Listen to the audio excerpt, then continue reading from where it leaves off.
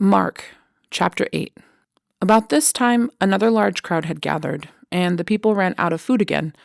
Jesus called his disciples and told them, "I feel sorry for these people. They've been here with me for 3 days, and they have nothing left to eat. If I send them home hungry, they will faint along the way, for some of them have come a long distance."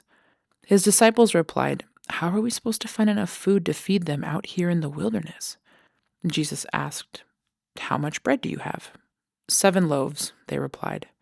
So Jesus told all the people to sit down on the ground, and then he took the 7 loaves, thanked God for them, and broke them into pieces. He gave them to his disciples, who distributed the bread to the crowd. A few small fish were found too, so Jesus also blessed these and told the disciples to distribute them.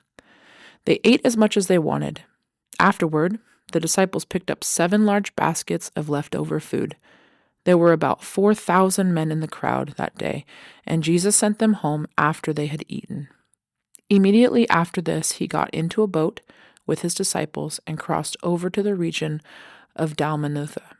When the Pharisees heard that Jesus had arrived, they came and started to argue with him.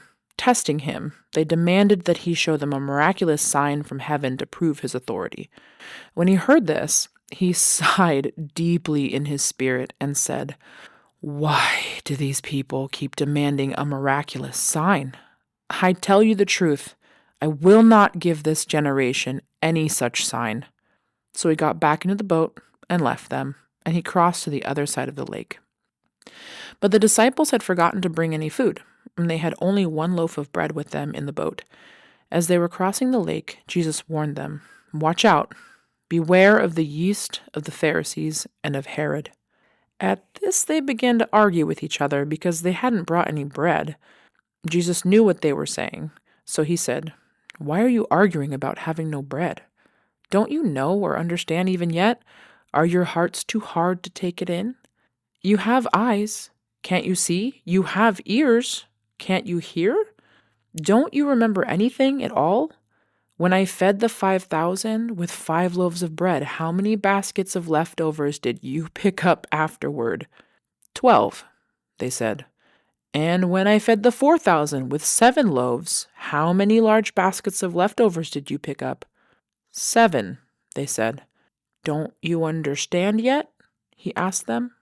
When they arrived at Bethsaida, some people brought a blind man to Jesus, and they begged him to touch the man and heal him. Jesus took the blind man by the hand and led him out of the village. Then, spitting on the man's eyes, he laid his hands on him and asked, "Can you see anything now?" The man looked around. "Yes," he said, I see people, but I can't see them very clearly. They look like trees walking around."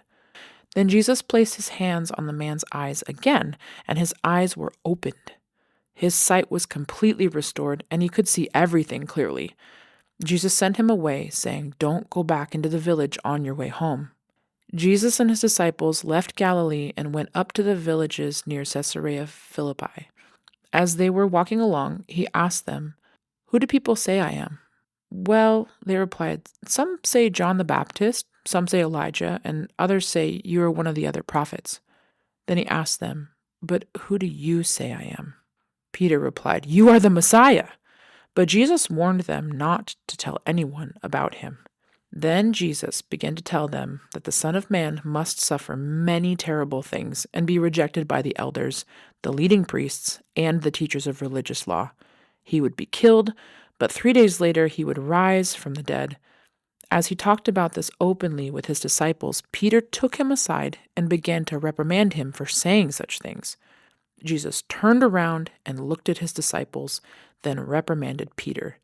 "Get away from me, Satan," he said. "You are seeing things merely from a human point of view, not from God's."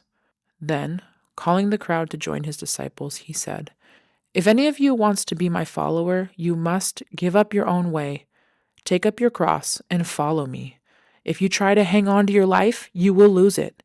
But if you give up your life for my sake and for the sake of the good news, you will save it. And what do you benefit if you gain the whole world but lose your own soul?